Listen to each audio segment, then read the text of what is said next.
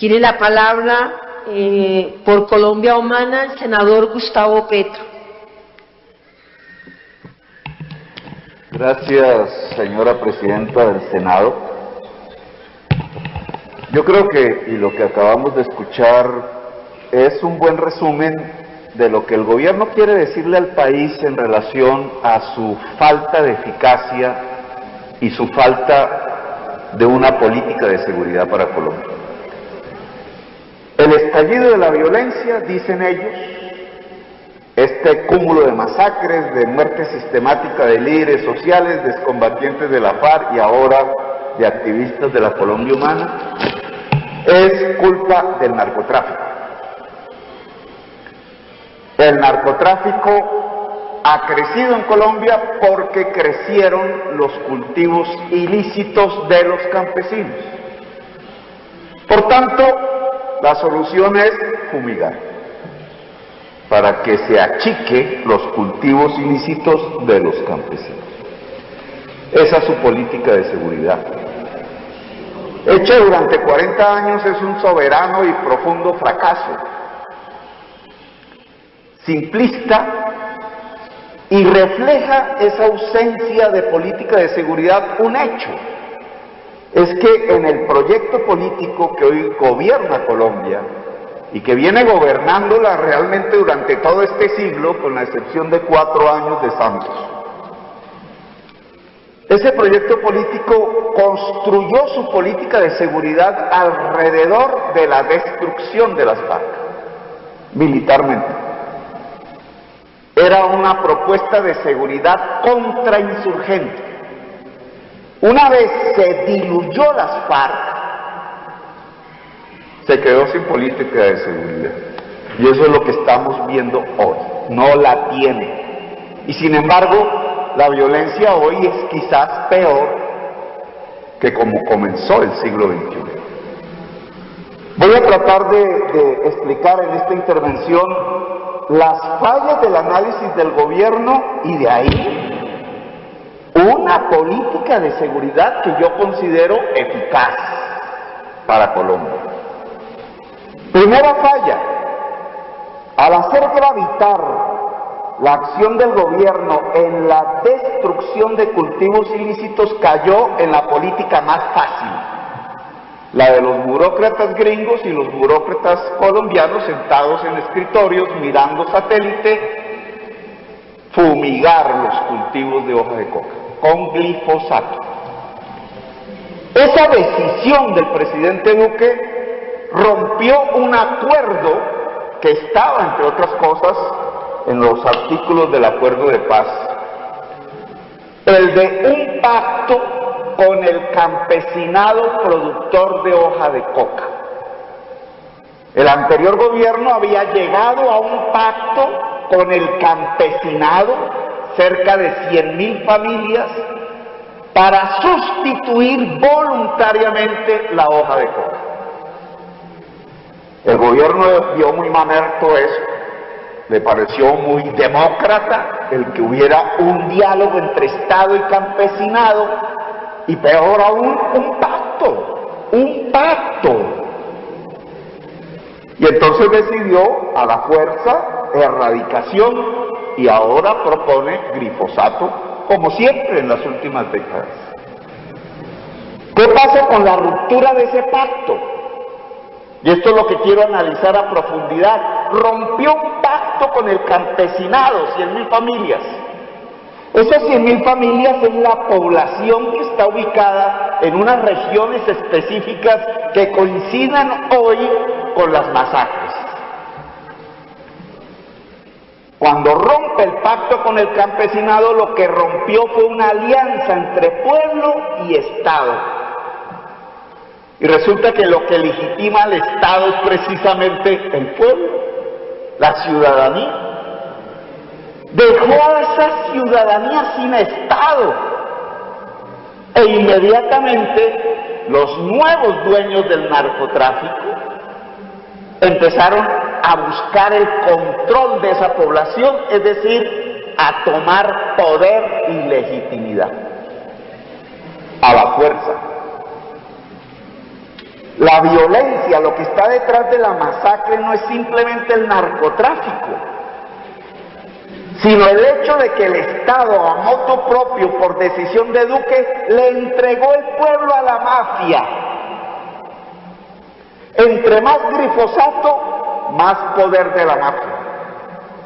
Contrario a lo que dice el gobierno, y por eso su ineficacia.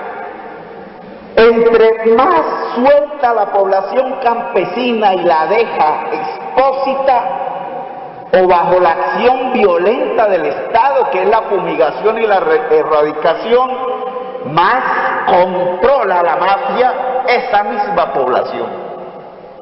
A sangre y fuego. El Estado abandonó el pueblo y el pueblo queda bajo control de las mafias.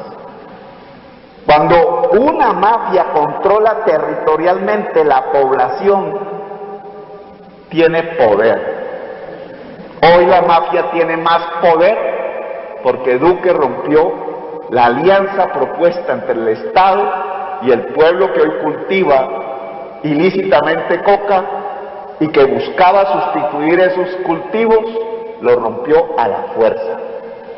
Y ahí uno de los factores fundamentales de la violencia. Le entregó el pueblo a la mafia, empoderó a la mafia y la mafia está matando más.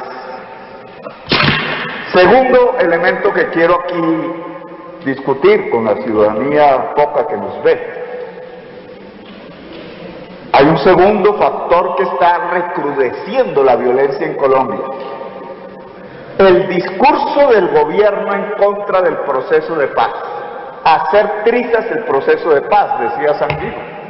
Ese discurso obviamente hace apretar gatillos. Cuando el Centro Democrático atacó a FECODE, a la semana siguiente empezaron a matar maestros.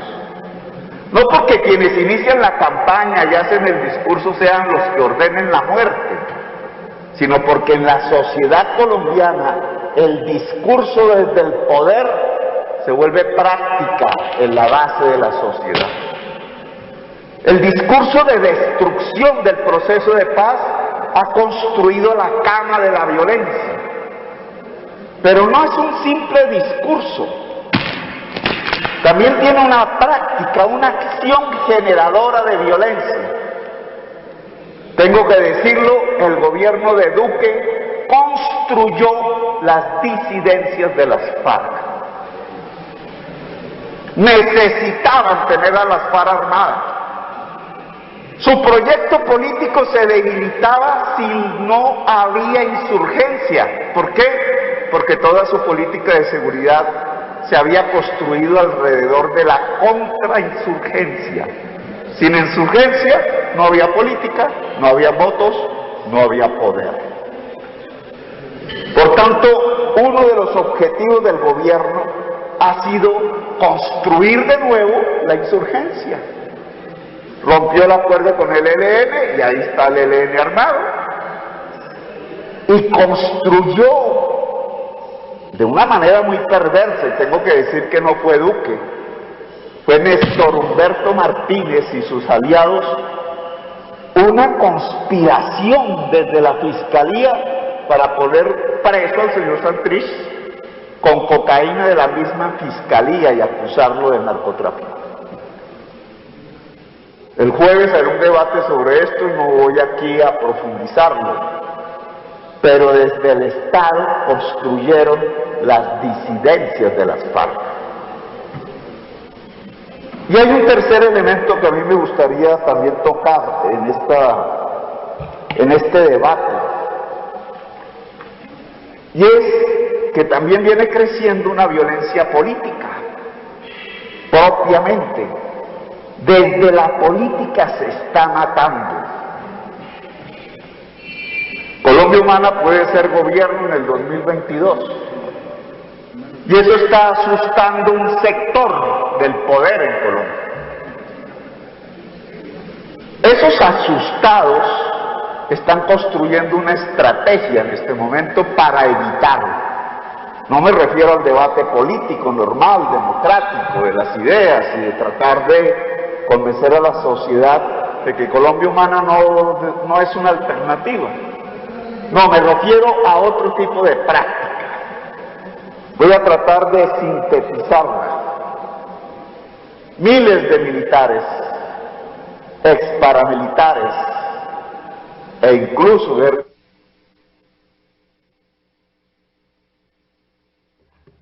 Un minuto, senador.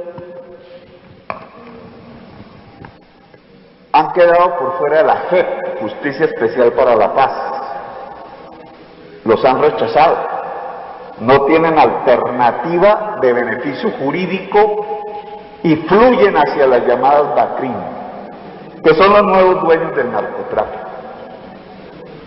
Pero les empiezan a hacer una serie de promesas. Si hay otro gobierno de Uribe, habrá un indulto para los militares, que la JEP no aceptó.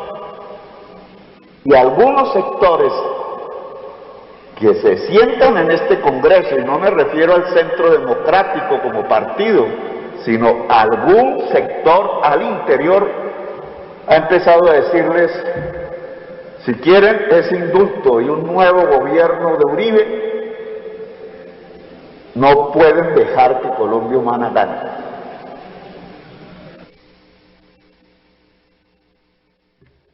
30 segundos, senador, para que termine. Han presionado la muerte de militantes de Colombia Humana. Y ese es un nuevo sector de la violencia que empieza a aparecer en Colombia.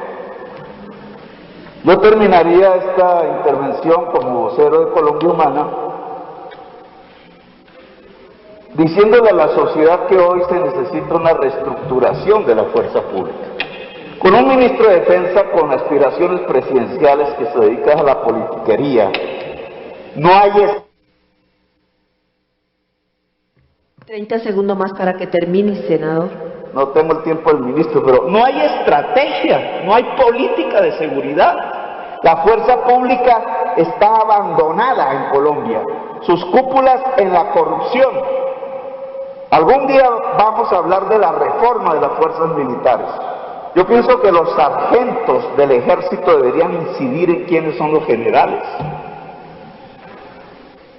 Yo pienso que la fuerza pública debe pasar por la educación superior y ser profesional. Yo pienso que la fuerza pública hoy sí puede tener una estrategia si somos capaces de construir una política de seguridad eficaz que no